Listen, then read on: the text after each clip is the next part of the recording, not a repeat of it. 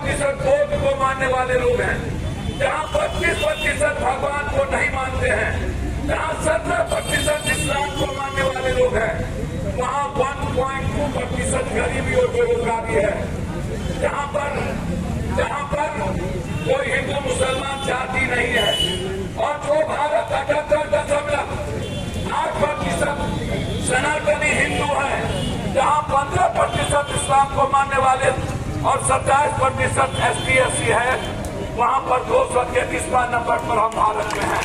कभी हम इस बात को नहीं सोचते। हम हमेशा हम गाँव में जाकर जाति पाति की बात करते हैं। हमको कोई घर बाकी नहीं रहा 83 के बाद। बिहार के सारे 13 करोड़ आबादी से लगभग हमने मिलने की कोशिश की।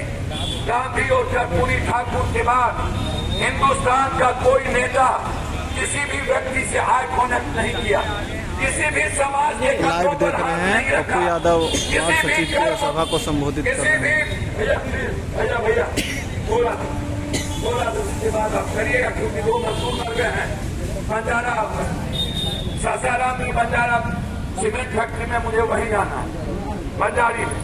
इसीलिए मैं आपसे कह रहा हूँ कि आप क्या हैं, आप कभी अपने बारे में सोचते हैं? क्या आपकी तनख्वाह, क्या आप मेहनत नहीं करते?